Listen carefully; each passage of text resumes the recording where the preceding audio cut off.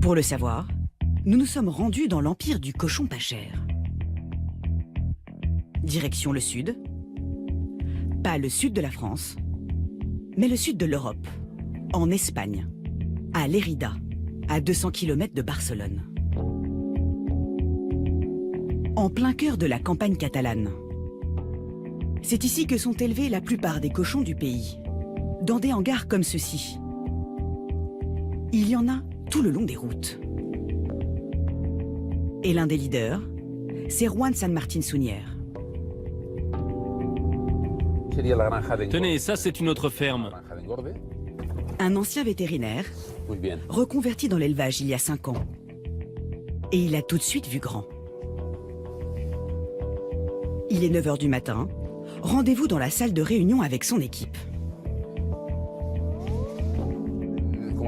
Bon, c'est parti. Comme tous les mercredis, on va faire les analyses des résultats de la semaine. Et ici, il y a de quoi faire. Pas moins de 3300 truies à surveiller. C'est 15 fois plus qu'un élevage français. Mais Juan n'enfile ni bottes, ni charlotte sur la tête. Tout est géré à distance, via un ordinateur. Car ici, on suit à la trace chaque animal, grâce à une toute petite puce jaune implantée sur l'oreille.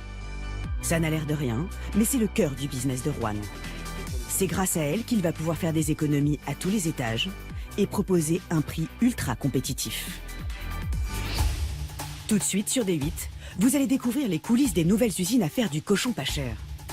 Et quand on passe la porte, on peut dire au revoir aux a priori que l'on a tous sur le low cost. Alvaro, tu peux nous dire bonjour avec la caméra? Ici, la caméra nous remplace. Elle évite que trop de personnes aient à entrer dans la grange. Et dans cette course aux prix les plus bas, certains industriels tentent aussi de faire des économies sur l'abattage. Et cela se fait parfois au détriment des animaux. Attention aux images chocs.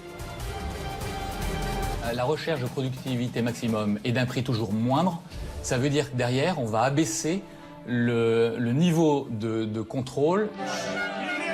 Depuis cet été, les éleveurs français sont dans la rue. Ils laissent crever les éleveurs dans ce pays!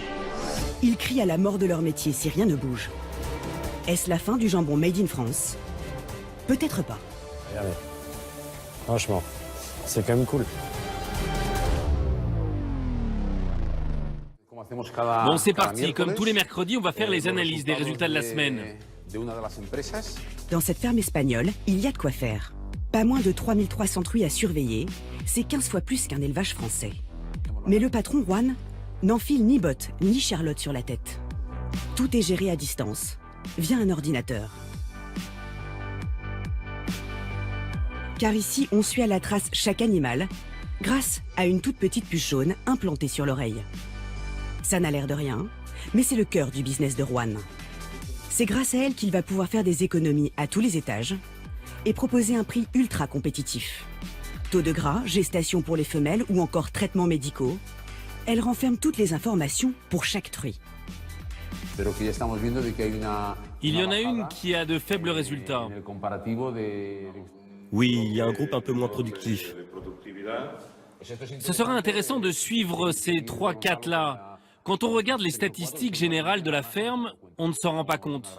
Et il y a une donnée que Juan surveille de très près, la nourriture de l'animal. C'est l'un des plus gros postes de dépenses. Alors pas question de naviguer à vue, l'alimentation de chaque cochon est calculée au gramme près. Celle-là, par exemple, elle vient d'entrer pour manger. Elle a déjà pris 880 grammes. Et maintenant 990 grammes. L'éleveur suit en direct ce que mangent ces animaux. Pas question de faire dans l'approximation. D'ailleurs, on ne nourrit pas les bêtes à la main, mais grâce à cette machine. Les cochons défilent les uns après les autres pour obtenir leur ration. À leur entrée, la machine détecte leur puce qui indique la quantité de nourriture nécessaire en fonction de leurs besoins. Et chacun a son propre menu. Pas un gramme de nourriture est gaspillé. Et mis bout à bout, cela permet de faire de sacrées économies.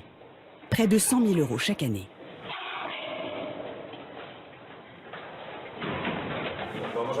Tu peux aller voir près des abreuvoirs, s'il te plaît? Je veux juste voir si tout est en ordre. Ici, interdiction d'approcher le cheptel. Nous ne ferons d'ailleurs la visite que via cette petite caméra, grâce à laquelle Juan va une fois de plus faire de belles économies. Tu n'as pas eu de problème aujourd'hui? Rien d'anormal? Toutes les bêtes vont bien? No, sí. L'un des seuls à être autorisé à s'approcher des animaux, c'est lui, Alvaro. Alvaro, tu peux nous dire bonjour avec la caméra?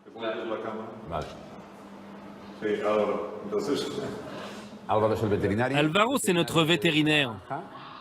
Objectif, éviter les va-et-vient pour limiter les risques de contamination des animaux. Ici, la caméra nous remplace. Elle évite que trop de personnes aient à entrer dans la grange. En fait, ça nous permet de réduire la consommation de médicaments et utiliser de manière optimale les traitements. Juan évite ainsi des dépenses plus que coûteuses, les antibiotiques. Une économie de plusieurs milliers d'euros. Ok, maintenant, va du côté de la maternité. Et c'est sans compter les économies de salaire. Car cette gestion façon 2.0 permet d'employer 3 fois moins de personnes qu'en France. Et de surcroît à un taux horaire inférieur de 40%. Voilà comment aujourd'hui Juan peut proposer des prix ultra compétitifs. 1,06 € du kilo au moment de notre tournage, quand en France il fallait compter 1,30 €.